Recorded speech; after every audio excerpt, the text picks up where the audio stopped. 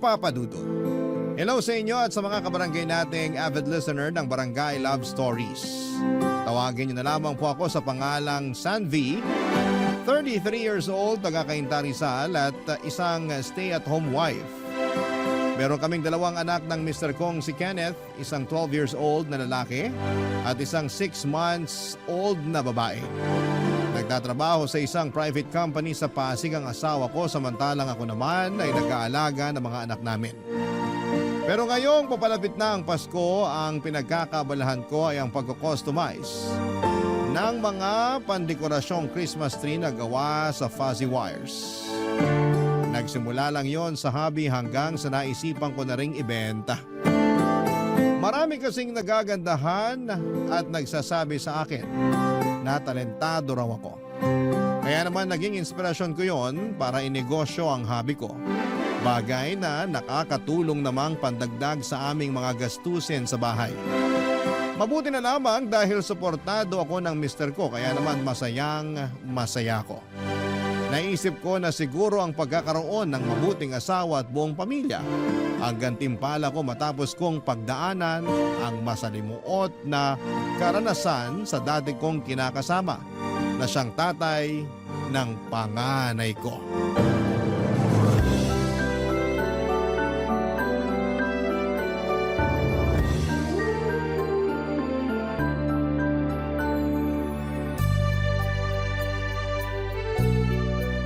Good morning, sweetheart. Gising na. Nakapagluto na ako ng almusal. Nagluto ka na? Naku, anong oras na pala? Sabado naman ngayon. Rest day ko, kaya ako na ang nagluto. Buti naman, kasi hindi pala ako nagising sa alarm clock ko. Tapos nawala pa sa isip ko yung araw ngayon. Kaya nga, pero ayos lang. Buong linggo mo na rin kaming inaasikaso ng mga anak natin. Ako sa trabaho, yung panganay natin pagpapasok sa school. Tapos may inaalagaan ka pang bunso natin. Wala yun. Masaya naman akong napagsisilbihan ko kayo ng mga bata bilang asawa at nanay sa bahay na to.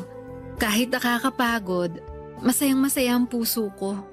Pakiramdam ko, kumpleto ko. Maalagaan ko lang kayo na maayos. Pero wag mo rin kalimutan na dapat inaalagaan mo rin ang sarili mo. At ako rin.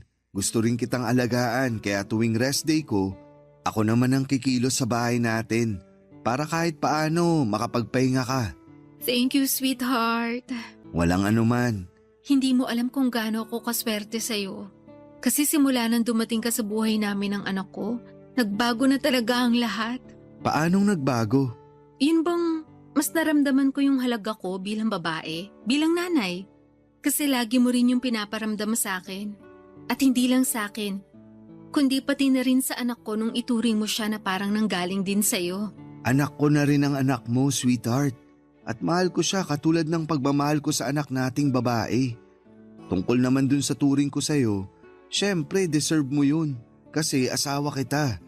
Mahalaga ka sa akin. Kasama na dun yung pangangailangan mo at nararamdaman mo. Kaya nga nasabi kong swerte ako kasi nakilala kita. Akala ko kasi noon, wala na magmamahal sa akin. Dahil lang may anak ka na sa una mong kinasama? Oo. At dahil na rin, nagkaroon ako ng toxic na kinasama. Lagi kasing sinasabi sa akin ng nanay ko na wala na raw magkakagusto sa akin nung nakipag-iwalay na ako sa tatay ng panganay ko. Diba nakwento ko naman sa'yo yun? Oo.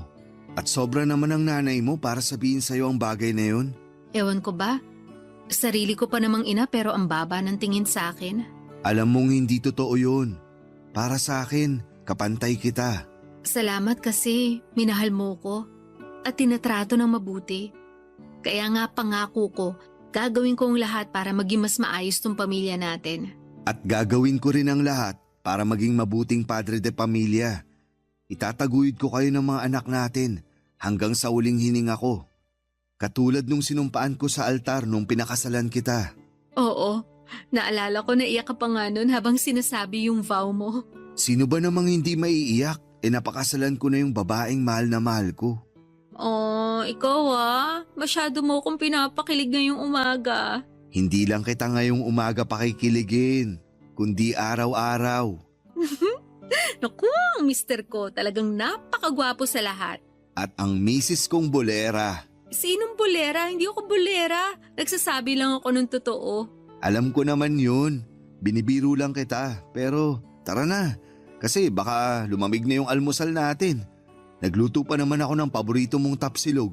At sakto kumakalam na ang sikmura ko. Ano pang iniintay natin? Halika na para makapag-almusal na tayo. Tulog pa naman si baby kaya makakakain tayo ng tuloy-tuloy. Mga padudod, hindi lang ako swerte sa asawa kong si Kenneth kundi mapalad ako.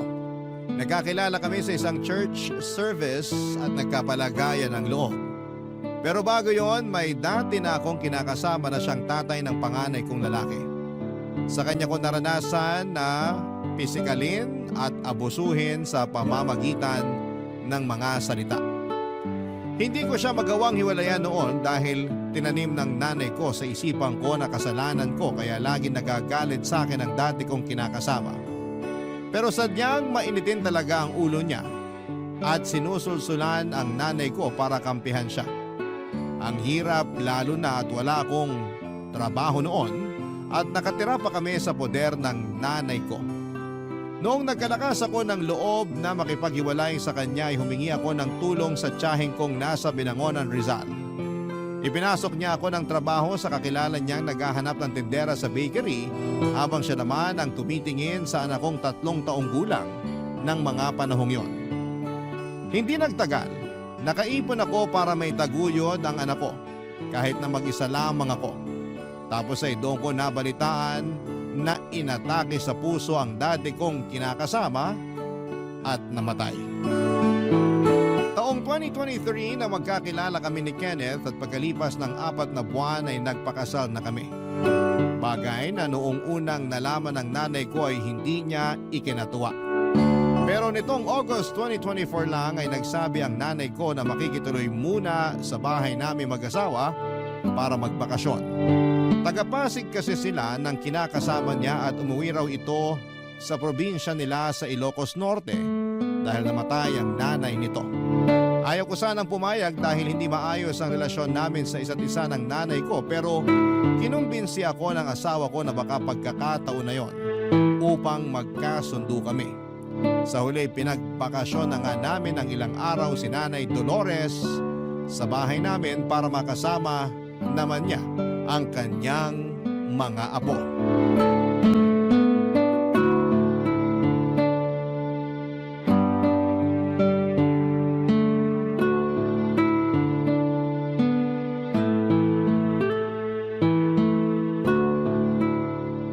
Wow! Ang ganda pala talaga nitong bahay niyo ng asawa mo, ano? Hindi ganun kalaki pero maayos na rin kumpara sa tinitira namin ng tatay-tatayan niyo. Salamat po, Nay. Pero hula ko, asawa mo lang talaga gumastos para maging ganito kaganda yung bahay niyo. Kasi wala ka namang pera eh. Wala kang maiaambag. Hindi naman po sa ganun. Anong hindi naman sa ganun eh, ang liit lang kaya ng sinusweldo mo dun sa pinagtatrabahuhan mong bakery nung araw? Kulang na kulang pa nga yun sa pang-araw-araw niyo ng anak mo. Buti na lang talaga nakilala mo si Kenneth kasi ngayon, meron na kayong natitirhan na maayos at magandang bahay ng panganay mo, Sanvi. Hindi naman po lahat inaasa ko sa asawa ko. Lalo ngayon na may pinagkakakitaan ako kahit paano. Alin, yung paggawa mo ng mga basurang yan? Kalat lang naman yan dito sa maganda niyong bahay. Hindi po kalat yan. Napagkakakitaan ko po yan. Basta para sa akin, kalat lang yan. Buti hindi nagagalit sa iyo yung asawa mo. Hindi po. Tsaka suportado ako ni Kenneth sa mga bagay na ginagawa ko. Ang sabihin mo, kaartehan mo lang yan. Sino pa bang bibili ng mga ganyan marami namang binibentang mas maayos yung materyales kaysa sa gawa mo. Wala naman pong ginagawa sa inyo yung mga fuzzy wire decorations ko Kaya bakit niyo po sila pinag-iinitan? Hindi ka pa nakikinig? Kalat lang kasi. Masakit sa mata, tsaka mukhang mabilis naman masira. Kaya ako nga nasabi na marami naman dyan na mas maayos yung materyales na ginamit. Mas matibay kumpara sa mga ganyan mo. Nandun na po tayo. Pero meron naman nakaka-appreciate ang mga gawa ko. Yung mga katrabaho nga ni Kenneth, bumili na sa akin. Pinandesign nila sa mga table nila. Yung iba, nagsabi na magpapagawa pa raw ng pandekorasyon nila sa Pasko. Tsaka maganda sa mga produkto ko, nagsimula lang sa hobby. Tapos ngayon pinagkakakitaan ko na. Hindi rin naman po madaling gumawa ng ganyan. Parang pagkukrochet at pagbuburda, inaaral din. Nako, madali lang naman mag-crochet at magburda. Tinuturo na yan nung elementary kaya alam kong kayang-kaya ko rin yung ginagawa mo. Pero ayokong gawin kasi nga di naman ganoon kaganda. Lalo na yung mga gawa mo kaya katakataka kung paano ka nakabenta. Ay, hulaan ko. Siguro naawa lang sa yung mga katrabaho ng asawa mo kaya napilitan silang bumili ng mga produkto mo, no? Tama, ganun nga yun kasi nahihiya silang tumanggi at magsabi na pangit naman talaga at aksaya sa pera. Sobra naman po kayong makapagsalita. Hindi naman po ganun yung feedback nila sa gawa ko. Nahihiya nga lang magsabi ng totoo, di ba? Pero kung ako sila, hindi ako mahihiya. Ngayon pa nga lang na nakikita ko, napapangitan na ako at hindi ako nahihiyang sabihin sa'yo. Alam nyo, kung wala kayong magandang sasabihin, huwag nyo nalang pagdiskitahan yung mga gawa ko. Bakit? Sumasama loob mo? Opo, Yan naman kasi hirap sa'yo. Nasabihan ka lang ng totoo, naging balat sibuyas ka na. Alam mo, dapat sa edad mong yan ngayon, hindi ka na ganyan mag-isip wala namang pong problema yung pag-iisip ko. Normal na reaction po yung maging balat sibuyas. Lalo na sarili ko pa talagang nanay, yung nanglalait sa mga gawa ko. Kaya nga po kung napapangitan kayo, wag nyo na lang sabihin kasi hindi rin naman nakakatulong. Hirap sa'yo, hindi ka marunong tumanggap ng totoo. Magkaiba po ang pagsasabi ng totoo sa pang-iinsulto. Ano sabi mo? Aba, napakabastos mo naman yata sumagot, Sanvi.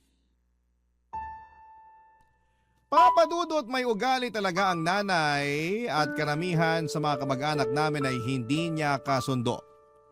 Masyado kasi siyang arogante at mataas ang tingin sa kanyang sarili. Gusto rin niya lagi siyang nasusunod. Kung anong sinasabi niya, yun ang gusto niyang paniwalaan namin.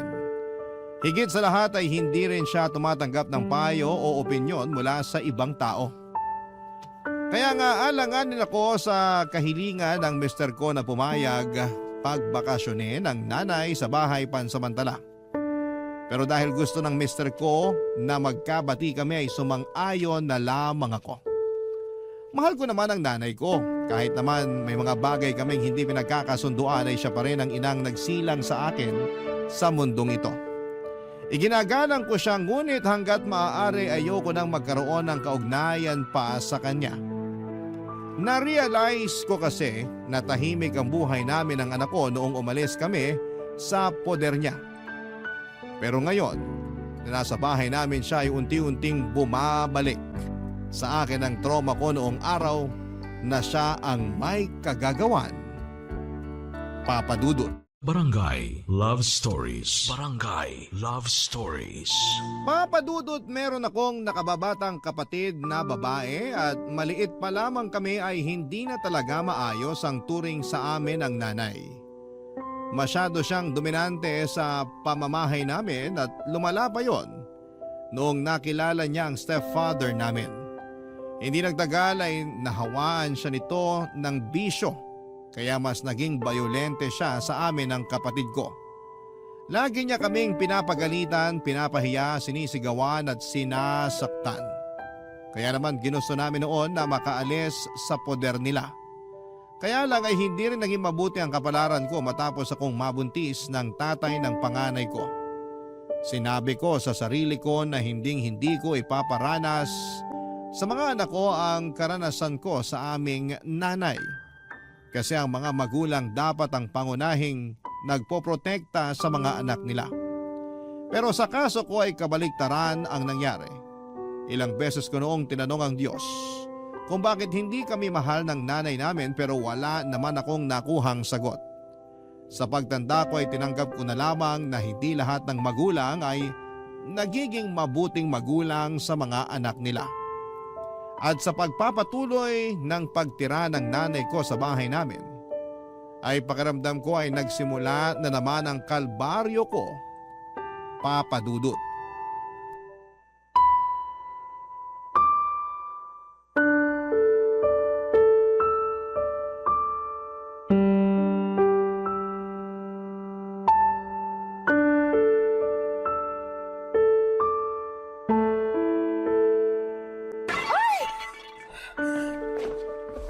Nay, ano pa nangyari? Tinatanong mo pa nakita mo nang nabasag tong vase, di ba? Hala, Regalo po sa akin yan ng biyanan ko. Ano naman ngayon? Ayos lang yan, mabasag kasi pangit naman. Anong ayos lang kasi pangit naman? Hindi ba kayo nakikinig?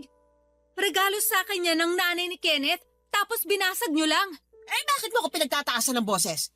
Nanay mo ko, pinapaalala ko lang sa'yo. Hindi ko naman nakakalimutan yun, pero nakakainis yung ginawa nyo. Hindi ko naman sinasadyang mabasag yan eh. Nagpupunas lang naman ako ng mga figurine mo rito tapos dumulas yan sa kamay ko. Ayun, nabasag. Pero sabi ko nga, ayos lang kasi hindi naman magandang taste ng biyena mo sa mga vase. Hindi nga po ayos yan kasi mahalaga sa akin yung vase na yan. Mahirap po bang intindihin yun? Oo, para mag-react ka ng ganyan. Palibhasa wala kayong pagpapahalaga sa mga bagay na binibigay sa inyo eh. Kaya ganyan kayo magsalita. Anong wala? Mahalaga sa akin pag maganda at mamahalin yung isang bagay. Yun lang talaga ang mahalaga sa inyo? Hindi yung nagbigay at yung iniisip nung nagbigay? Ano naman pakialam ko sa iniisip nila? Kung mahalaga ako sa kanila, may halaga rin yung bagay na ibibigay nila. Hindi na ako magtataka kung bakit wala nagbibigay sa inyo. At bakit? Kasi hindi kayo marunong maka-appreciate. Sumusobra ka na talagang babae ka. Baka nakakalimutan mong vase lang naman yung nabasag ko, pero kung makapagsalita ka, akala mo nabasag ko na yung pinakamahal na vase sa mundo? Mukha lang naman yung mumurahing tingnan. Baka kapag pinakita ko sa inyo kung saan nila binili yan lumuwa yung mata nyo sa presyo. Baka sabi kayo ng mumurahin at pangit, akala nyo kung sino kayo. Siguro kung nagsorry na lang kayo nung nabasag nyo, baka mapatawad ko pa kayo. Kaso hindi Nagmalaki pa kayo at ang insulto ng regalo ng iba. Hindi yun pang-iinsulto, pagsasabi lang ng totoo. Ilang beses ko na po bang sinabi na kapag hindi maganda yung sasabihin nyo, wag na lang kayo magsalita. Kasi nakakasakit kayo ng damdamin. Tapos pag nasaktan nyo yung tao, sasabihin nyo balat sibuyas. Ewan ko sa inyo, Nay. Para kayong walang damdamin. Mahalaga lang sa inyo yung nararamdaman nyo. Ay nako, hindi ka na nga nagpasalamat sa paglilinis ko rito sa bahay nyo. Nakuha mo pa akong pagsalitaan ng ganyan? Wala kang respeto. Kayo nga hindi nagsorry nung nabasag nyo yung regalo sa akin ng biyanan ko. Nilait-lait nyo pa. Nakakainis naman. Wala rin palang kwenta yung pagkukusa akong maglinis kung hindi rin ako makakatanggap ng pakonsuelo man lang sa'yo. Tsaka na nga, ikaw na rin maglinis ng nabasag na vase at magtuloy ng ginagawa ko. Napakawalang utang na loob, Kahit kailan talaga ang tigas ng ulo ng nanay ko. Papadudot, hindi naman marumi ang bahay namin para linisin ni nanay. Pero na-appreciate ko naman yung ginawa niya maliban na lamang noong nabasag na niya ang vase na regalo sa akin ng biyanan ko. Tapos ay hindi pa maganda ang mga naging komento niya rito imbes na humingi ng dispensa. Bukod doon ay hindi pa doon natatapos yung insidente na nakabasag si nanay ng mga display kong figurine at vase sa bahay namin. Marami pa siyang nabasag pero sa tuwing nangyayari yon, siya pa ang mas galit sa akin. Kung ano-ano ang mga sinasabi niya na masakit sa kalooban. Magkahalong lungkot at frustration ang nararamdaman ko ng mga panahong yon dahil mahalaga sa akin ang mga gamit na nabasag o nasira niya.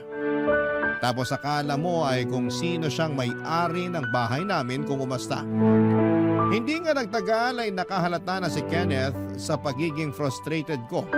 Kaya naman tinanong niya kung kumusta kami ng nanay ko. Doon ko sinabi sa kanya ang katotohanan na hindi kami nagiging mabuti at mukhang mali ang desisyon niyang pagbakasyonin sa bahay ang nanay ko. Hindi ko na nga napigilang umiyak noong nagsumbong ako sa asawa ko at sa awa niya sa akin ay siya na mismo ang kumausap sa nanay ko.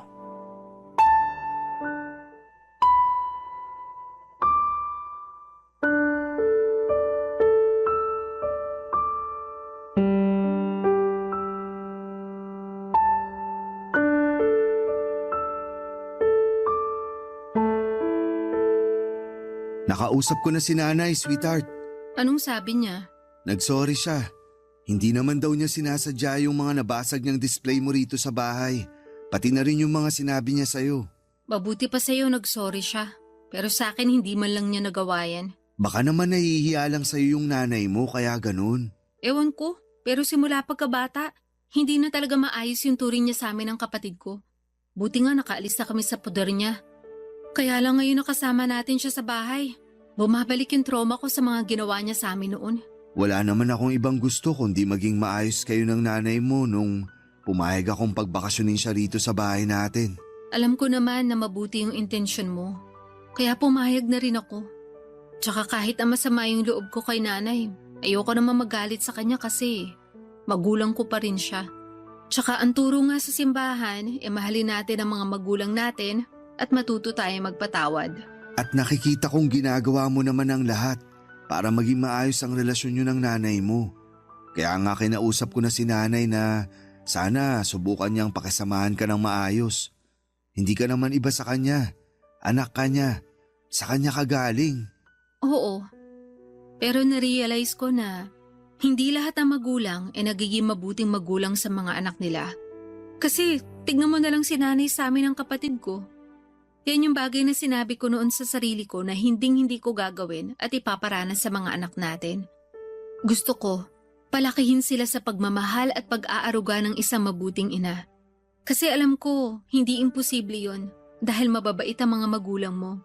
Kaya nga mabait ka rin, nagmana ka sa kanila. Oo, hindi imposible yun. At pagtutulungan nating maging mabuting magulang sa mga anak natin, sweetheart. Salamat, sweetheart. Kasi lagi mo nalang pinagagaan yung loob ko. Salamat din kasi nandyan ka para maging katuwang ko. Oo naman. Tinutupad ko lang ang pangako ko sa'yo nung kasal natin. Sana nagagawa kong maging mabuti at responsableng asawa at tatay sa mga anak natin. Oo naman. Higit pa sa inakala ko magagawa ng isang mabuti at responsableng asawa at tatay sa mga anak natin. Malungkot ka pa ba? Konti na lang. Gusto mo lumabas tayo ng mga bata? Saan naman tayo pupunta? May alam akong masarap na kainan na kabubukas lang dyan sa malapit na mall sa atin. Nakita ko sa Facebook, maraming dumagsa dun eh. Gusto ko kayong dalhin nila nanay. Isasama natin si nanay? Oo, para makapag-banding kayo. Sa tingin mo ayos lang yun? Oo naman. Di ba nga nagkausap na kami? Sinabi niya na gusto raw niyang bumawi sa'yo. Saka sa mga apo niya. Kaya naisip ko bigyan pa siya ng tsansa. Sige, kung yan nga yung sinabi mo. Handa naman akong isang tabi yung mga pinagtalunan namin nitong nakalipas. Salamat, sweetheart. Walang anuman. Basta, ang gusto ko lang ngayong araw ay mag-enjoy tayo sa labas. Oo naman. Tara na. Sabihan ko na rin si nanay. O sige, bihisan ko lang ang mga bata.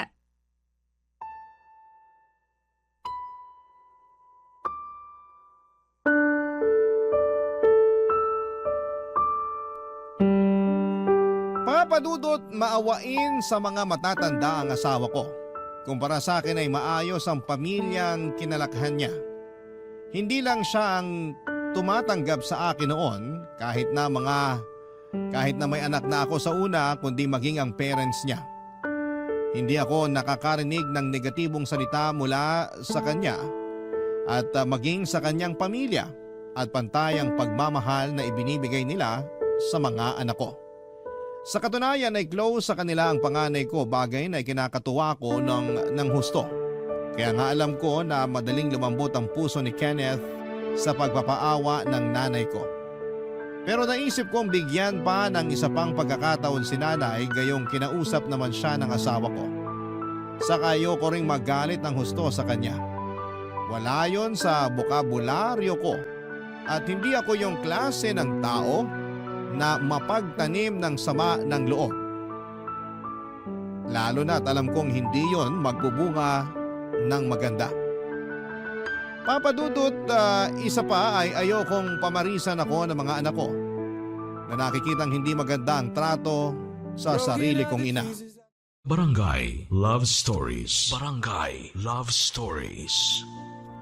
Papadudod, akala ko ay magiging maayos na ang ugali ni nanay matapos siyang kausapin ni Kenneth, pero pagkalipas lamang ng isang araw ay bumalik na naman ang pagiging dominante niya.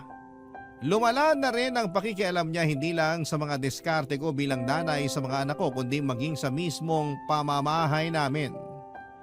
Marami siyang sinabi na ayaw niya ng ayos na mga gamit namin kasi malas daw. Mapaniwalain kasi siya. Masakit din daw sa mata ang kulay ng mga kurtina namin. Hindi raw ako masarap magluto. Buti raw at natsatsaga ng asawa ko ang mga putahing hinahain ko. Hindi rin daw ako maayos maglaba at kung ano pa. Pakiramdam ko ay nasasakal na niya ako sa mismong pamamahay ko. Ako ang may-ari ng bahay pero siya ang nasusunod. Pag hindi mo naman pinagbibigyan ay nagtutungayaw siya at sumisigaw siya. Bagay na ayaw ko sanang masaksihan ng mga anak ko. Lahat na yata ng pagtitiis sa ugali ni nanay ay nagawa ko na pero noong isang beses na nakitaan ko ng pasa ang panganay ko sa braso at sumbong sa akin ng anak ko ay dahil daw sa pamamalo ng kanyang lola ay doon ako hindi nakapagtimpi. Agad kong kinumpronta ang nanay ko para pagsabihan siya, Papa Dudut.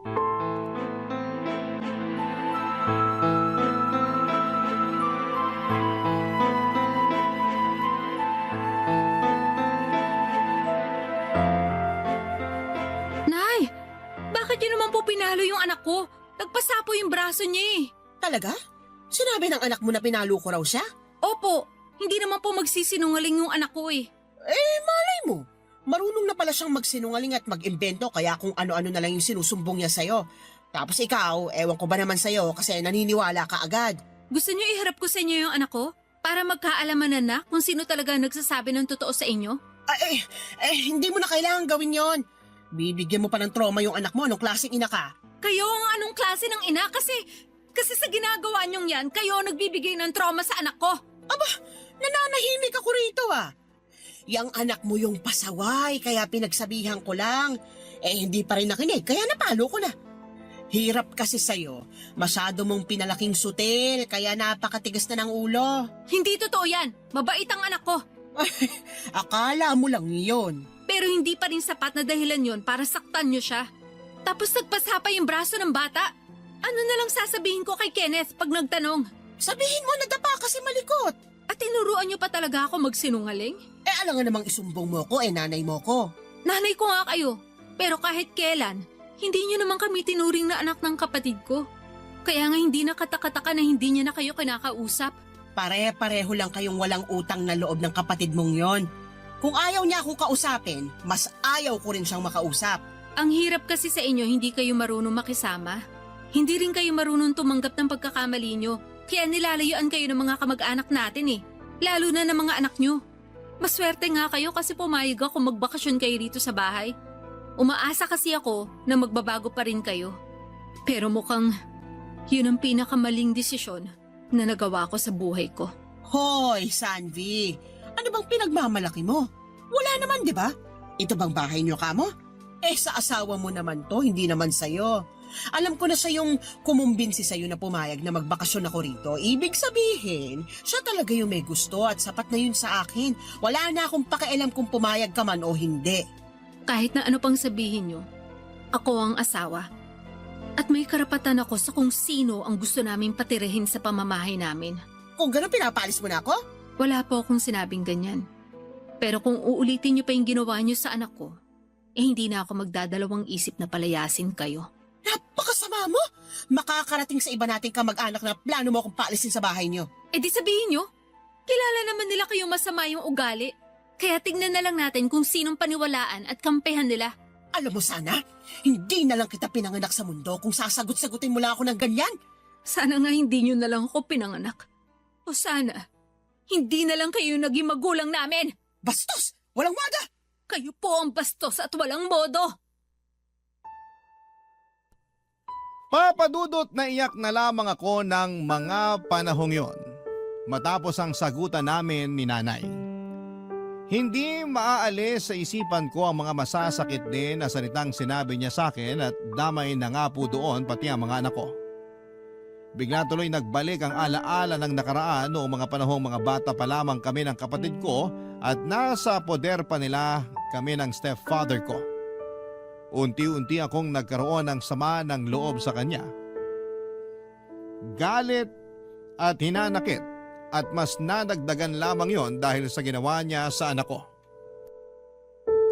Hindi nagtagal ay natuklasan ko na rin na hindi lang sinasaktan ni nanay ang panganay ko. Iniinsulto niya rin po ito at pinagsasabihan na anak sa labas.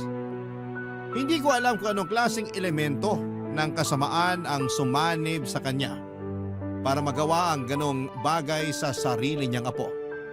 Pero isa lang ang sigurado, hindi ligtas ang mga anak ko hanggat kasama namin siya sa iisang bubong papadudot.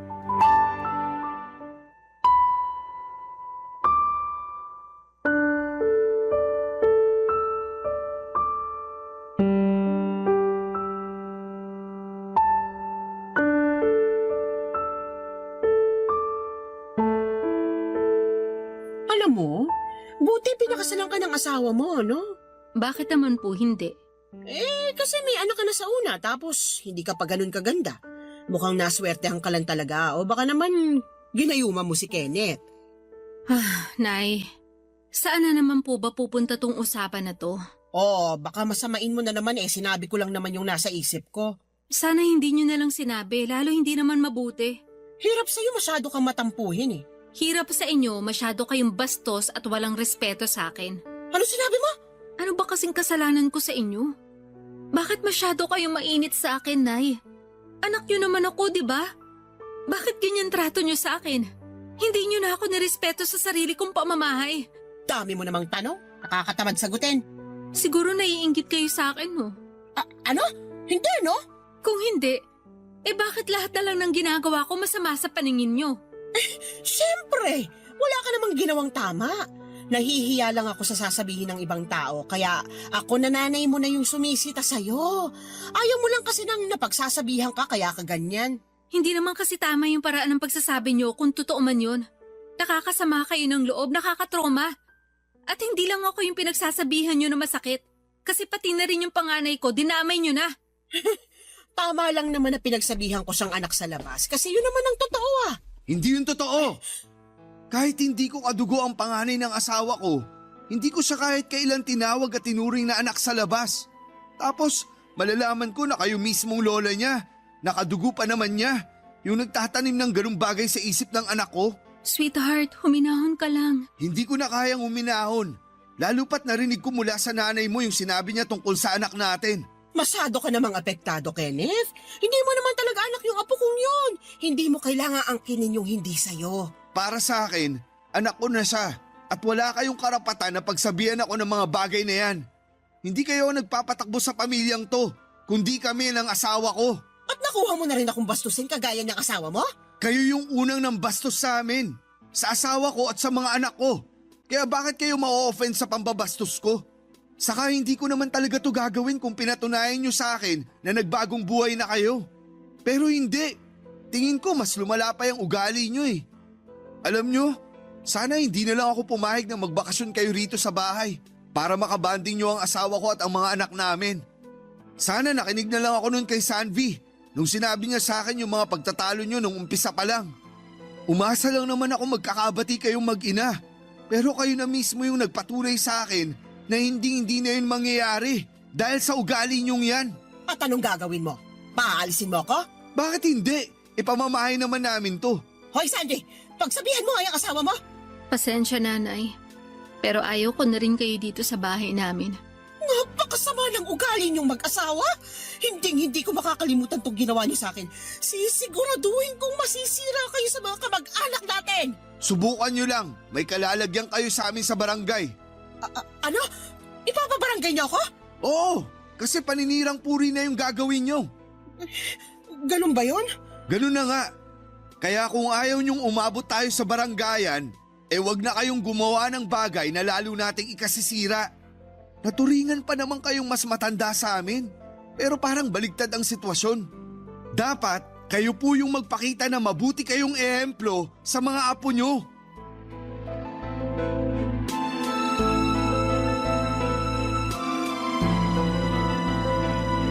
Papadudot, wala na ako nasabi ng mga panahong yon. Inayaan ko na lamang na maglitanya si Kenneth para malaman ng nanay ko na sumosobra na siya. Tiwala naman ako sa mister ko na sa kabila ng galit niya, ay kaya pa rin niyang kontrolin ang mga sinasabi niya. Sa kaayos na rin na malaman ni nanay na seryoso kami at hindi kami natutuwa sa mga ginagawa niya. Sa huli ay huminahon din kami ni Kenneth at pinag-isipan ang balak naming pagpapaalis kay nanay. Pero noong sumunod na araw ay siya na ang kusang nag-alsa balutan at napaaga rin ang pagbalik ng stepfather ko galing Ilocos Norte. Pagkaalis ni nanay sa bahay ay nakahinga agad ako ng maluwag. Para po ako nabunutan ng tinik sa lalamunan at pakiramdam ko ay makakakilos na ako ng maayos sa sarili naming pamamahay. Huwag naman sanang masamain ng mga kabarangay natin ito pero mahal ko pa rin ang nanay ko. Kaya lang, ayoko na siyang makasama ulit sa bahay namin lalo na at hindi pa rin siya nagbabago. Kawawa kasi ang mga anak ko pati na rin ang mental health ko. Sa kasalukuyan ay hindi naman ako nagsasawang manalangin sa Diyos na sana po ay hipuin ng mapagkalingan niyang kamay ang puso ng nanay ko para naman bumait-bait na ito. Kapag nangyari yon ay nakahanda naman akong patawarin siya. Hanggang dito na lamang po ang sulat ko, Papa Dudut, at sana'y mapili po ninyong i-ere sa programa ninyong Barangay Love Stories, and thank you in advance. God bless sa inyong istasyon at sa mga kabarangay natin. More power po. Ang inyong kapuso at kabarangay forever, Sanvi. Dear Papa Dudut, I hope this letter finds you well. Ethel na lang ang itawag ninyo sa akin. 22 years old at isang call center agent sa kumpanya kung saan ako nagtatrabaho sa ngayon. Nakilala ko ang current best friend ko na tawagin niyo na lamang sa pangalang Drew. Beke si Drew, Papa Dudut. Magaslaw siyang gumalaw, maarteng manamit, malamyang magsalita at maharot kung minsan. Mga tipikal na personality ng isang taong miyembro ng LGBT. Nagsimula ang pagkakaibigan namin ni Drew dahil sa pareho naming pag-uugali. Parang kami lang noon ang laging nagkakaintindihan sa office. As against the world nga lagi ang eksena namin sa trabaho dahil hindi kami magets ng ibang katrabaho namin. Masyado kasi kaming isip bata kung minsan sa puntong hirap kaming sabayan ng mga workmate namin na minsan ay masyadong seryoso sa buhay. Para bang napakahirap sa kanilang magsaya dahil lang stress sila sa work.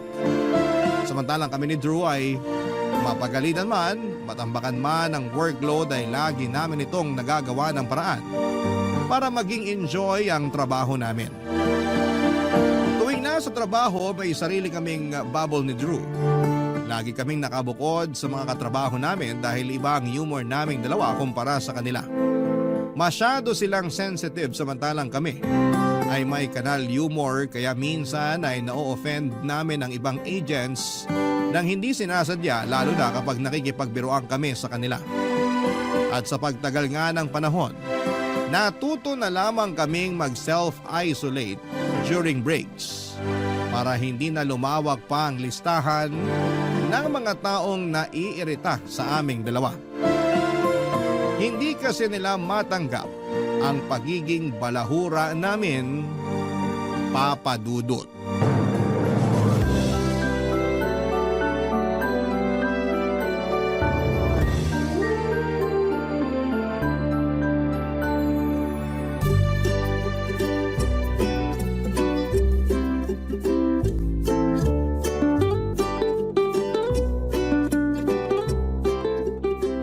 Ayan, sige, swipe ka lang ng swipe dyan. Hanggang sa makahanap ka na naman ng taong loloko sa'yo. Ay, ang boring eh. Eh di kumain ka ulit para masulit mo yung lunch. Ikaw talaga. Ang hilig mo maghanap ng boylet sa dating apps. Di ka na natuto? Alam mo naman dito ako sa office natin maghanap. Eh, ang syusyongit ng mga tao rito, no? Hoy, baka marinig ka dyan. Di na nga tayo bet ng mga katrabaho natin. Dadagdagan mo pang kasalanan natin sa kanila. Sa true lang tayo, B. Naalala ko na naman yung eksena last month, yung inaway ka ni Ed. Kasi raw sinisilipan mo siya habang nagbibihis. Yung lalaking yon napaka-GGSS talaga. Eh wala namang maganda sa pagmumukha niya. Anong sisilipin ko sa kanya? Yung tiyan niya mukhang 4 na buwang buntis? Feeling naman niya pinagnanasaan ko siya mukha naman siyang pinaglihi sa sama ng loob. Tsa? Sira ulo ka talaga. Mabuti na lang wala na yun dito. Dahig pang bagyo sa sobrang hangin ng taong yun eh. Ay, may nakamatch na ako. Talaga? Patingin, cute ba? Malamang. Imamatch ko ba kung hindi? Alam mo naman kung ano yung taste ko eh. Oh, tinan mo. I bet! Pero 5'4" lang siya. Di ba mas gusto mo na matangkad?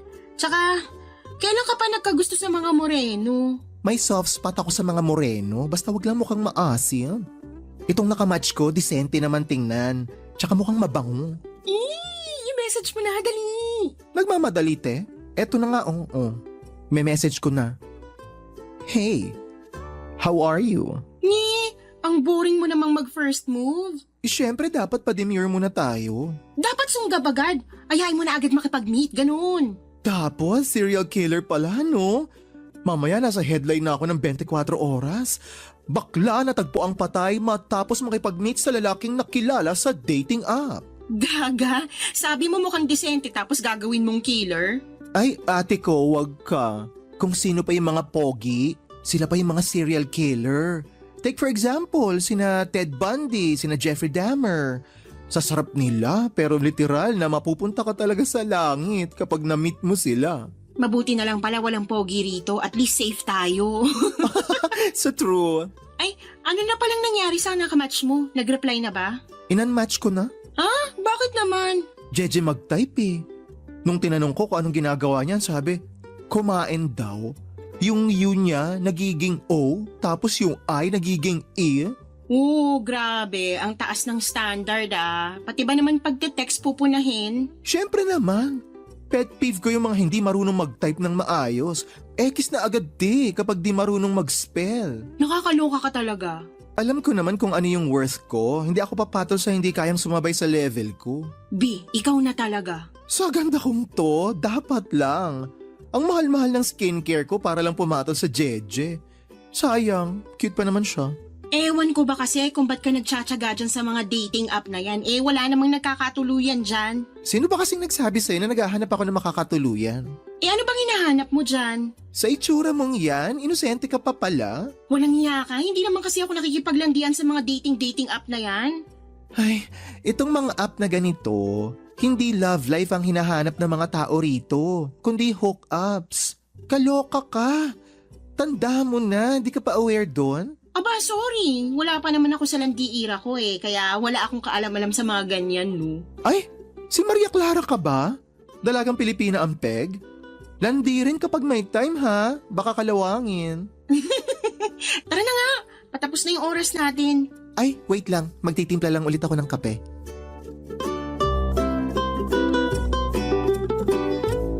Papadudod si Drew ang bumubuhay sa malamlam kong mundo.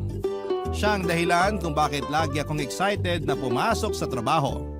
Sa bahay kasi puro negative energy lang ang natatanggap ko doon. May kuya akong batugan na 5 taon nang walang trabaho at ginawa ng propesyon ang pagiging tambay. Ang tatay ko naman na naging 6 o'clock habit na ang pag-inom ng alak ay laging binubungangaan ng nanay ko na dala-dala na yata ang sama ng loob ng buong mundo.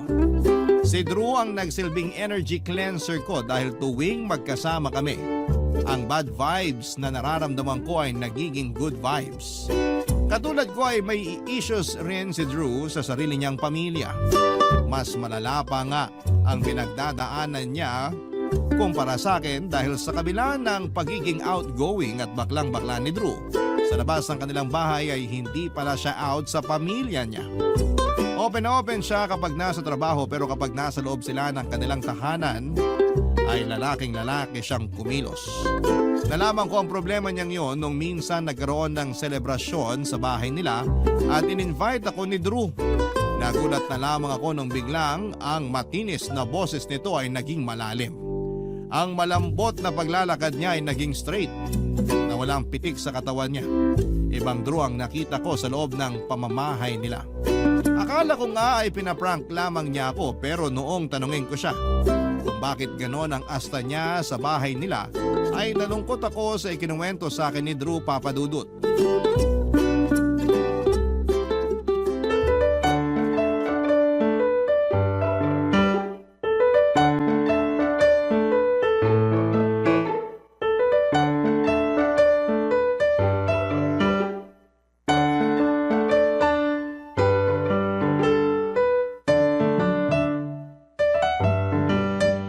Halika na, Ethel. Ihatid na kita sa sakayan. Wow, gentleman. Wag na. Kaya ko naman maglakad mag-isa, no? Gaga, sumunod ka na lang para makalabas din ako ng bahay. Ah, okay. Sige, tara na. Ihatid mo na ako. Tay, alis na kami. Hatid ko lang si Ethel sa may sakayan. Tara na.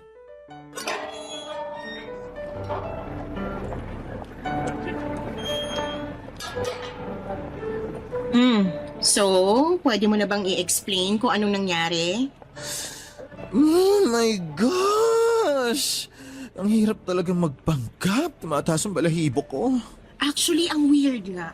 Ako rin tinataasan ng balahibo nung nakita kitang lalaki gumalaw at magsalita. Akala ko nasanibang ka na ng masamang spirito. Bakit? Ba't ganun? Ganun talaga ako sa bahay. At bakit naman? Hindi ka ba out sa pamilya mo? Hindi pa. Oh my gosh, legit? Landi-landi mo sa labas tapos di ka pa pala naglaladad sa pamilya mo? Hindi naman kasi ganun kadali yun. Hindi ba nila tanggap kapag nalaman nilang Becky Bells ka? Hindi. Eh di sana matagal ko nang sinabi sa kanila kung totoong tanggap nila ako, di ba? Utak te, gamitin. Kaloka ka naman. Modern age na pero marami pa rin close-minded talaga. Hindi mo ba tinry na mag-open up sa kanila tungkol sa sexuality mo? Never kong gagawin yun. Ano, forever ka na lang magpapanggap hanggang sa mamatay ka? Kung alam mo lang kung anong nangyari sa akin noon, sure ako na pati ikaw matatakot din mag-out kung ikaw man ang nasa lugar ko. Ano bang nangyari? Nung bata kasi ako, alam ko na talagang bakla ako. 8 years old pa lang ata ako noon nung nagkaroon ako ng gay awakening. Paano mo naman na-realize na Becky ka? Crush na crush ko kasi noon si Dennis Trillo sa Mulawin. Nagpapanggap nga akong si Alwina noon eh. In fairness bata pa lang marunong ka ng pumili. O tapos, Siyempre, pasikreto ko lang ginagawa yung mga kalandian ko noon. Kapag walang tao sa bahay, yung kumot namin, ginagawa kong gown. Tapos yung tuwalya, ginagawa kong wig. Tapos one time, may isang araw noon no, na habang rumarampa ako sa sala, ala Miss Universe, nakasuot ako noon ng kumot na nakatali sa katawan ko. Tapos may tuwalya ako sa ulo na kunwari buhok ko. Tapos biglang dumating si Pudra Kels. tapos anong ginawa niya? Eh syempre nagalit ang lolo mo. Para akong bigas na binuhat ng tatay ko palabas ng bahay. Yung tuwalya ko sa ulo, ibinusal niya sa bibig ko. Cry lalo ako ng malalay nung time na yon, ate ko. Akala ko mamatay na ako eh. Alam mo kung anong ginawa niya? Ano? Kinuha niya yung walis tambo na nakakalat sa labas, tapos ipinalo-palo sa puwet ko. Yung hawakan ng pinamalo niya ha, di ba ang tigas nun? Grabe! But wait, there's more. Binantaan pa niya ako na kapag nakita raw niya akong ulit na ganon, yung kumot na suot ko, ipantatali niya raw sa akin yun. Ibibitin niya ako sa puno ng akasya. Ay, ang lala ng trauma ko nung araw na yun, Ti. Oh, tapos hindi mo na inulit yung nangyari. Eh syempre hindi na. Ayoko maging parol na nakabitin sa puno ng akasya, no? Kita mo naman si tatay, tsura pa lang no, nakakatakot na. Lalo pag nagalit pa. Kaya naman pala mas lalaki ka pa kung lalaki kung gumalaw kanina sa bahay niyo. Nag-transform ka talaga from malanding Drew to siga na Drew. Pasalamat ka, hindi kita binakla kanina. Sinabihan naman kita kanina na mag-behave ka habang nasa bahay, di ba? Oo, pero hindi mo sinabi na aasta ka ng straight. Akala ko naman alam na ng pamilya mo na bading ka. Now you know. Now I know. O siya, umuwi ka na. Mag-ingat ka. Teka, akala ko ba ihahatid mo ko? Matanda ka na, kaya mo na yan. May pupuntahan pa ako. Bakla ka talaga ng taon. O sige na, babay na. Message mo na lang ako kapag nakauwi ka na, ha? Sige. Nakakalungkot lang dahil kung gaano kasaya at kabait si Drew sa labas ay kabaligtaran naman ito ang buhay niya sa loob ng kanilang pamamahay. Tuwing umuwi siya ay para siyang naglalagay ng maskara para maitago ang totoong pagkatao niya. Ang kwento nga sa akin ni Drew ay dalawa ang Facebook na gamit niya. May isang account siyang gamit para sa pamilya, kamag-anak at kapitbahay niya. Doon ay straight siya. Ang second account naman ito ang gamit niya para sa mga kabadingan niya. Para naman yon sa mga kaibigan niya na nakakaalam ng tunay niyang sikreto. Ang sabi sa akin ni Drew ay minsan na raw niyang sinubukang mag-out sa nanay niya. Kumpara kasi sa tatay niya ay mas maunawain ang nanay niya. Pero not disappoint si Drew Dahil instead na suportahan siya ay sinabihan lamang siya ng sarili niyang ina na itago na lamang ang nararamdaman niya dahil magagalit daw ang tatay niya. 4 silang magkakapatid at pawang lalaki silang lahat. Tanging si Drew lang ang kakaiba. 27 years old na siya pero natatakot pa rin siya sa mga magulang niya dahil ayaw daw niyang ma-disappoint sa kanya ang mga magulang niya.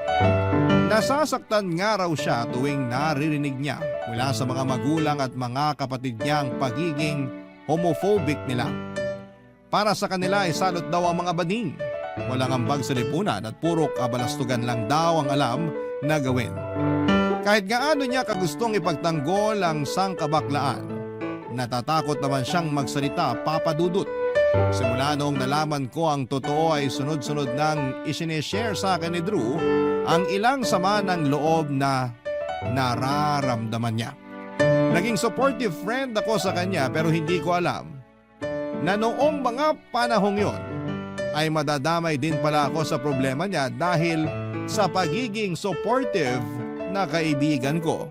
Barangay Love Stories. Barangay Love Stories. Nagsimula ang lahat ng umuwi sa Pilipinas ang tita ni Drew na si Tita Violeta para magbakasyon. Siya ang kapatid ng ama ni Drew na matagal nang naninirahan sa US bilang nurse kasama ang isa nitong adopted child na isa ring Pilipino. Netong taon lang ay nag-retire ang tita niya kaya naisipan nilang magbakasyon matapos ang 2 dekada simula ng huli nitong pagbisita. Ayon sa description ni Drew ay supportive na tita si Tita Violeta. Mas open-minded siya kung ikukumpara sa tatay nito dahil na rin siguro sa nakagisnan niyang kultura sa ibang bansa. Malawak ang pangunawa niya at hindi judgmental dahil marunong siyang umintindi sa mga sitwasyon na pinagdaraanan ng mga taong nasa paligid niya. Para kay Drew, si Tita Violeta na siguro ang pinakamaayos niyang kamag-anak. 65 years old na siya pero kung mag-isip ay napaka-modern. Madali lang siyang nakakapag-adjust sa mga pagbabago sa mundo. Kaya naman nakakasabay pa rin siya sa trip ng kabataan. Para siyang cool tita na hindi nagpapahuli sa mga latest trend. Inggit na inggit nga si Drew sa pinsan niya dahil meron siyang ina na chill lamang. Nagagawa ng pinsan niya ang lahat ng gusto niya dahil hindi siya binibigyan ng limitation ng kanyang ina.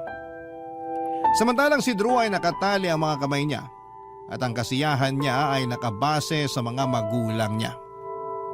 Kaso nga lang sa pagdating ni Tita Violeta sa Pinas, hindi ko inaasahan na malaki din pala ang magiging parte ko sa pag-uwi nito.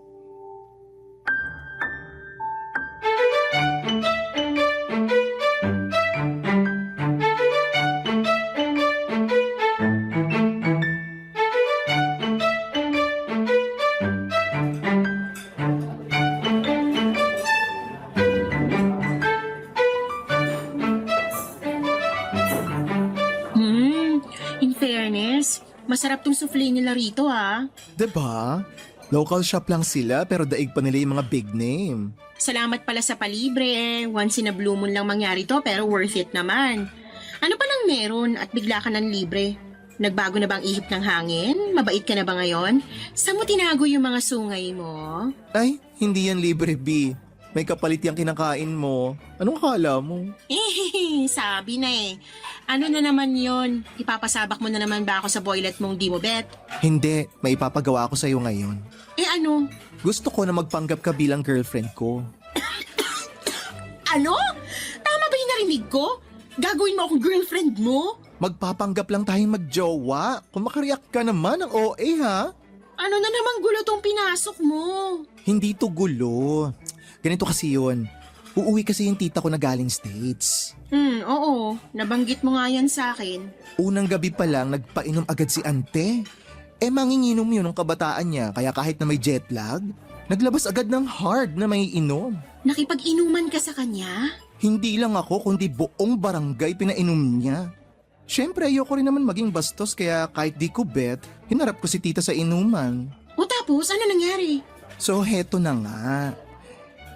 Bangengi na kami noon. Tapos, out of the blue, bigla akong na hot seat nang wala sa oras. Tinanong ako ni tita kung kumusta raw yung love life ko. Ano sinabi mo? Dapat sinabi mo na marami kang ka-fling ngayon. Luka-luka! Lahat ng kalalakihan ng angkan namin kasamang umiinom nung oras na yon. Hindi ko aaminin ang totoo, no? So ano nga sinabi mo? Huwag mo sabihin nagpanggap ka may girlfriend ka. Yun nga mismo ang sinabi ko. Ano? Nag-play safe ako. Sabi ko, masaya naman ang love life ko. Which is true naman. Kasi marami naman akong kalandian at the moment. Tapos, bigla niyang tinanong kung may girlfriend na ako. Siyempre, lasing na ako. Sabi ko, oo, meron. Nakakaloka ka. Tapos ayun, nagpatong-patong na yung kasinungalingang ginawa ko. Hindi naman ako makapalag kasi katabi ko mismo yung tatay ko. Ngayon ang problema, gusto makilala ng tita ko yung girlfriend ko kuno. Pati sina tatay. Interesado na sila ngayon sa love life ko kasi first time lang daw na marinig nila sa akin na may jowa ako. So ngayon, akong naisip mo na magpanggap bilang girlfriend mo. Wala naman akong iba pang maisip na pwedeng gumanap nun kundi ikaw lang. Ba't mo kasi sinabing may girlfriend ka? Hindi ko alam. Bangingi na nga, di ba? Tsaka lasing na rin silang lahat nun.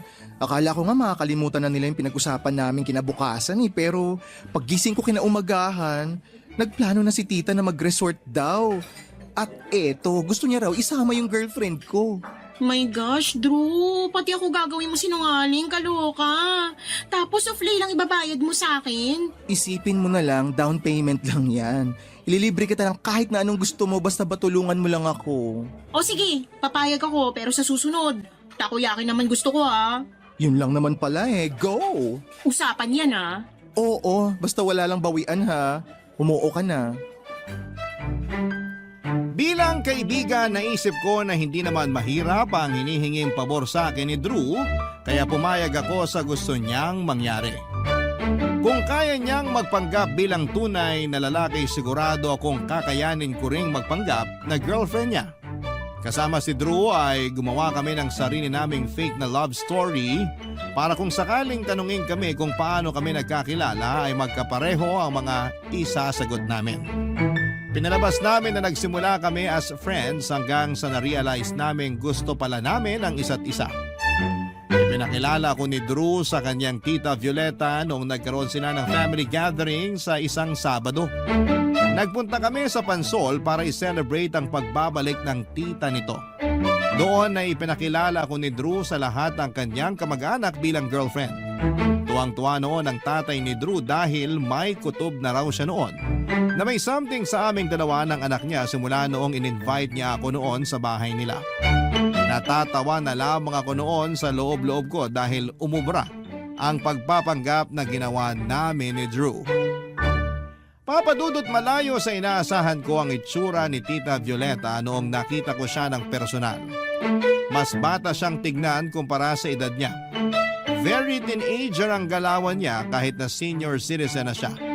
Pati nga pananamit ay pasok siya sa mga trending na fashion statements. Tama nga ang sinabi ni Drew.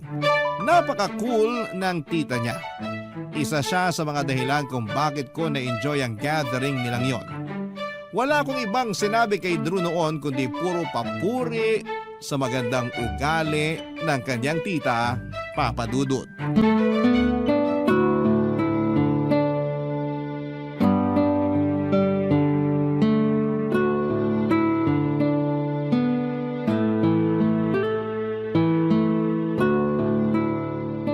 Ethel, okay ka lang? Oo, inaayos ko lang tong gamit ko para ready to go na kapag umuwi na tayo.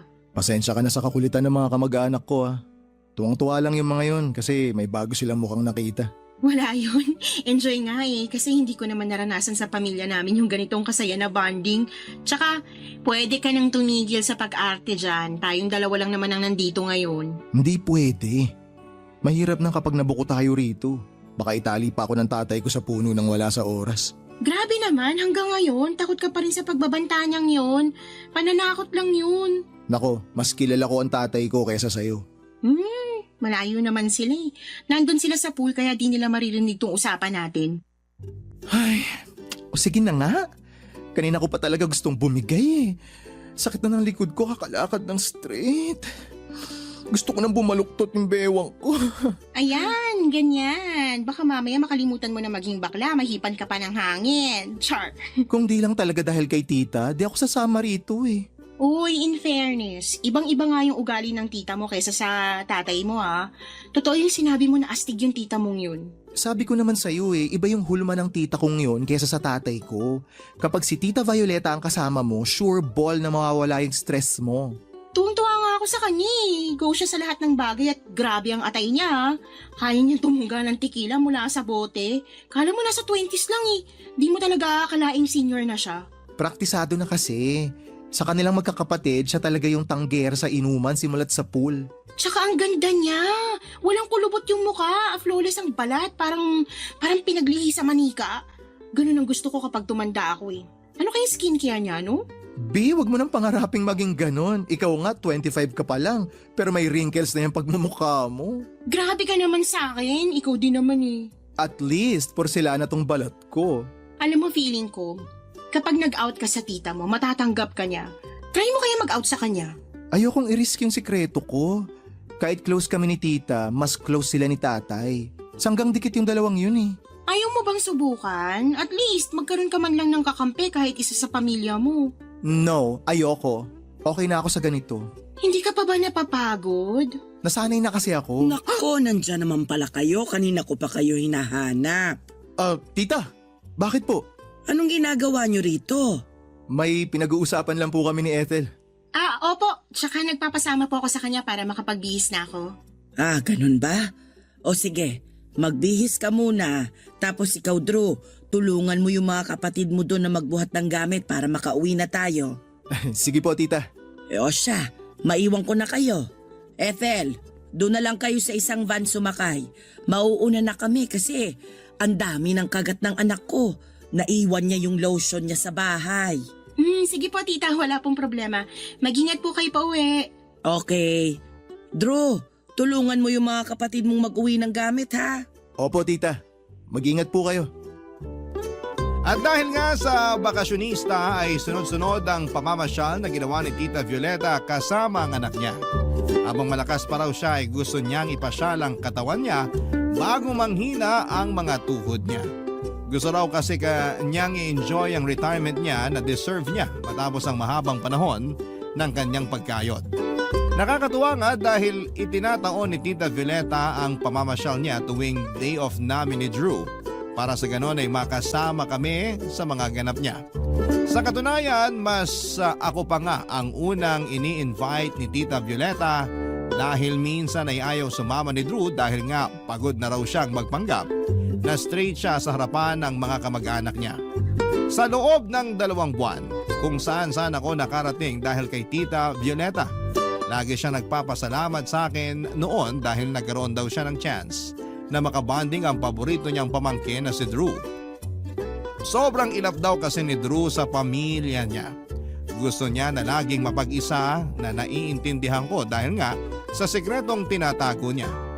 Dahil kay Tita Violeta ay nakarating ako sa Palawan. Nagtungo rin kami sa isang theme park at nakaabot pa kami hanggang sa Ilocos Norte. Nang mga panahong yon ay mas lalo pa kaming naging close ni Drew. Halos araw-araw na kaming magkasama noon mula sa trabaho at pati na rin tuwing off namin. Pero ang hindi ko po inaasahan, ang pagpapanggap na ginagawa namin ni Drew ay unti-unti na palang nagkakalaman. Ang fake relationship lang dapat na meron kami ay nagbago at hindi ko napapansin na ang puso ko ay nagsisimula na palang ma-fall para kay Drew, Papa Dudut. Barangay Love Stories. Barangay Love Stories.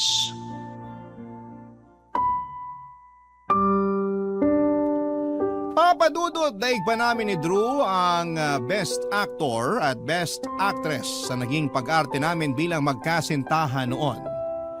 Sa sobrang galing na ipinamalas naming acting ay maging ako ay napaniwala na boyfriend ko nga si Drew noong time na yon. Paano ba naman kasi mas sweet pa kami sa asukal kung umasta sa harapan ng pamilya niya. Nagsusubuan kami ng pagkain, laging magka-holding hands kapag naglalakad at may times na nagyayakapan pa kami. Lahat ng gestures na ginagawa ng isang boyfriend ay ginagawa sa akin ni Drew for the show. Nakakamangha nga dahil tuwing kasama ko si Drew sa harapan ng kanyang pamilya ay wala ka talagang bahid ng kabadingan na makikita sa kanya. Napaka-manly niyang kung gumalaw. Pati ang boses na gamit niya ay nakakakilig talaga. Napaka-caring at gentleman niya sa akin kaya naman hindi na ako nagtataka kung bakit nagkaroon ako ng feeling sa kanya noong time na yon. Hindi ko tuloy maiwasang manghinayang dahil kung tutuusin ay napakagwapong lalaki ni Drew. Kaya naman kaya naman pala niyang magpaka lalaki. At sa sobrang galing niyang magpanggap ay maging ako ay napaniwala niya talaga na may namamagitan talaga sa aming dalawa. Papadudod sa sobrang pagkadilulo ko nga ay hindi ko na rin noon maihiwalay ang totoo sa peke.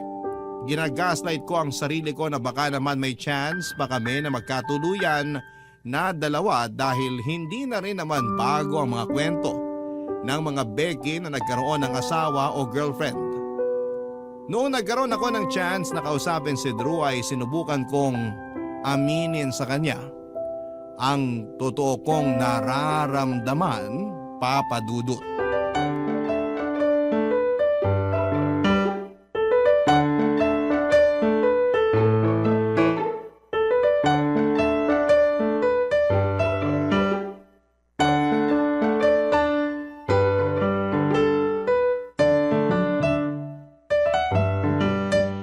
Nakapag-impake ka na ng mga gamit mo? Para saan? Hindi ka ba minessage ni Tita Violeta? Di ba alis na tayo sa Sabado? Ay, oo nga pala. Hindi pa ako nakapag-ayos ng gamit. Hindi ko pa nga nalalaban yung mga damit ko na dinala ko nung nagpunta tayo sa Palawan eh. Magpa-laundry ka na lang. Grabe ang tita mo. Ubusan ng pera talaga ang peg. Ganun talaga yun. Nagpakahirap siya buong buhay niya kaya ngayong matanda na siya, babawi na lang siya sa mga oras na nasayang niya. Laking pasasalamat ko talaga sa kanya. Kundi dahil sa kanya, di ako makakapasyal sa iba't ibang lugar. Mabuti na lang ako napili mong gawing fake girlfriend. Di bale, malapit na rin naman silang umalis. 2 months na lang naman sila rito eh. O pagkatapos nun, pwede na tayong tumigil. Ay, ayaw niya mag-extend? Susme, wag na please. Hindi ko na carry. Sayang naman. Enjoy na enjoy pa naman akong kasama siya. Kaya sulitin mo na hanggat nandito pa siya. Walang kaso yun kay tita. Gagastosan niya ang buong angkan namin kasi marami naman siyang salapi. Tsaka mayaman yung anak niya. May sariling negosyo yun sa States. Sana all. Paampun na lang kaya ako sa kanya. Ay, ayaw niya raw sa mga lukaret na katulad mo. Sira ulo ka talaga. Ay, grabe rin yung 2 buwan ha. Na-touch na ako sa'yo sa totoo lang. What do you mean na-attach? Hypothetical question lang. What if nagkakaroon na pala ako ng feelings para sa'yo? Anong mararamdaman mo? Ew, yuck! Hindi tayo talo no?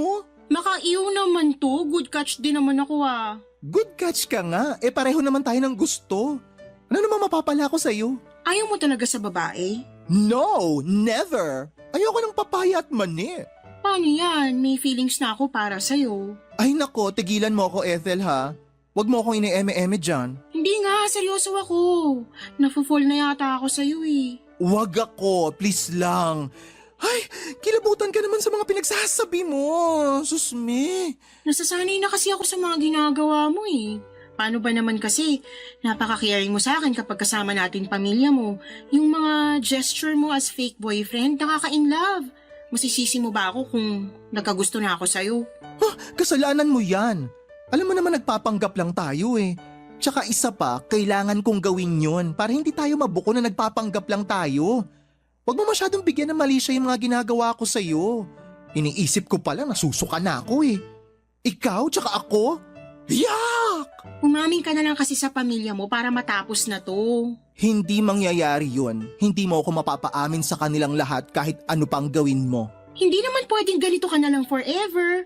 Paano kung nakahanap ka na ng boyfriend na mamahalin mo ng totoo? Itatago mo siya sa pamilya mo? Oo, bakit? Pwede naman ah. Pwede, pero sino namang taong magkakagusto na gawing sikreto lang ang relasyon nila?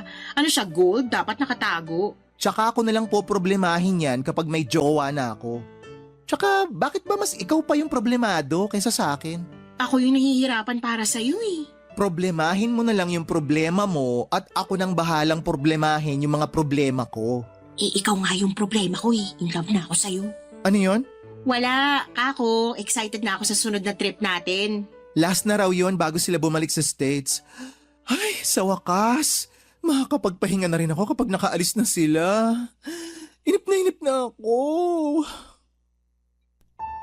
2 weeks bago bumalik sa US si Tita Violeta ay nagkaroon sila ng despedida party. Muli ako naimbitahan sa salo-salong yon dahil nga magaan na ang loob sa akin ng tita ni Drew. Maging ako naman ay na-attach na rin sa kanya dahil never akong nakaranas na magkaroon ng tita sa tanang buhay ko. Nakakalungkot lang dahil kasabay ng pag-alis ni Tita Violeta sa Pinas ay mawawala na rin ng Drew na iniibig ko. Kapag wala na ang tita niya ay hindi ko na makikita ang masculine side ni Drew. Ang wish ko nga noon ay sana sa Pinas na lamang sila nakatira para nang sa ganon ay tuloy-tuloy na ang pagpapanggap namin ni Drew bilang magkasintahan. Sobrang nabihag na noon ni Drew ang puso ko sa puntong nagsisisi na ako na pumayag pa akong magpanggap bilang girlfriend niya. Kung alam ko lang sana na mangyayari sa amin yon, sana'y hindi na lamang ako pumayag sa naisip niyang pakulo. Pero wala na ako magagawa pa. Nangyari na at na-fall na ako sa best friend kong Becky. Kung meron lang sana akong ibang mapagsasabihan ng nararamdaman ko. Kasi wala naman akong aasahan sa kapatid ko. Wala na rin naman akong ibang kaibigan maliban kay Drew. Hindi rin naman ako pwede mag-open up kay Tita Violeta dahil hindi niya alam ang sekreto ng pamangkin niya. Wala akong ibang choice noon kundi ang solohin na lamang ang nararamdaman ko. Matapos ang despedida party, magpapaalam na sana ako kay Tita Violeta nung bigla niya akong tinawag sa kwarto niya. May ibibigay daw siya sa akin. Doon ay nagkaroon kami ng chance na mag-usap na dalawa. Papa Dudut.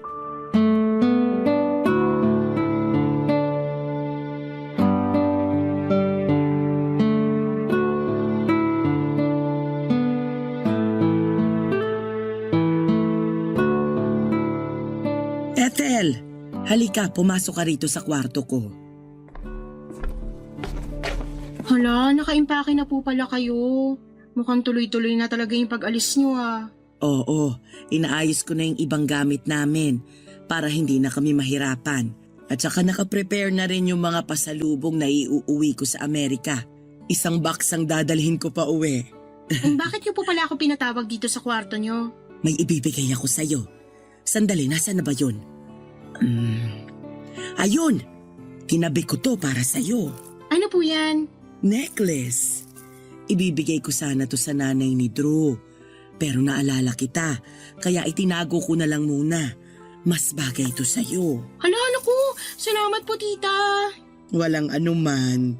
Regalo ko yan sa'yo dahil sa pag-aalaga mo kay Drew. Wala po yun. Natural lang naman yun bilang ako yung girlfriend niya. Mahal na mahal mo talaga siguro yung pamangkin kong yun, ano? Oo naman po. Sobra. Siya yung taong hindi ko inakala na mamahalin ko pala.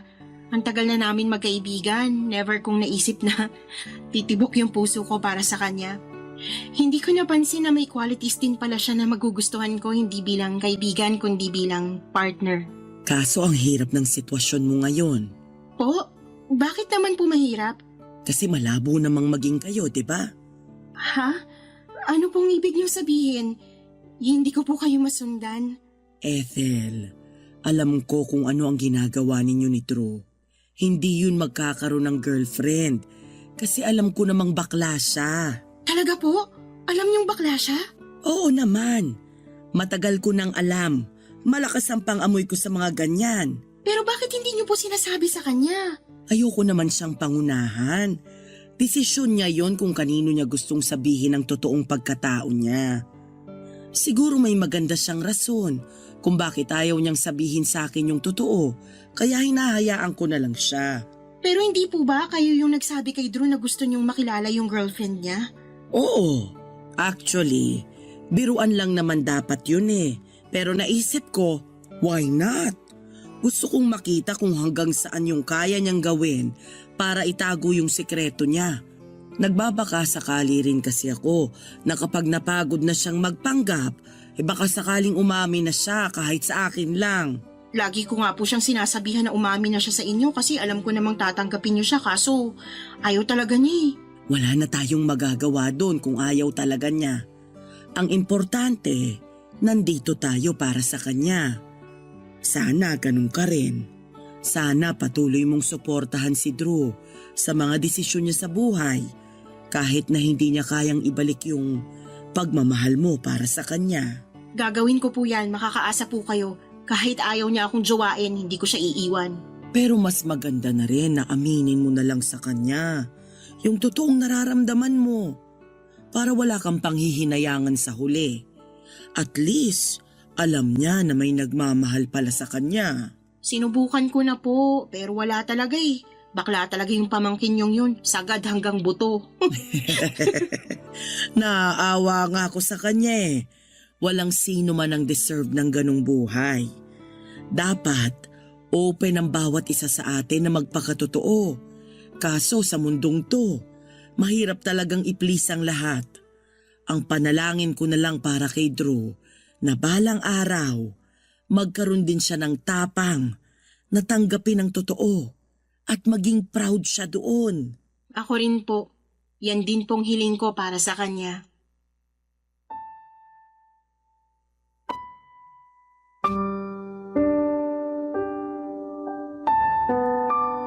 Papadudot, gano'n na nga ang ginawa ko. Muli kong inopen kay Drew ang tungkol sa nararamdaman ko para sa kanya. Nagbabaka sakali akong seryosohin na niya ako pero sa huli, lalaki pa rin daw talaga ang gusto ni Drew. Masakit man para sa akin ang ma-reject, ay tinanggap ko na lamang ang katotohanan na hindi nga talaga kami talo.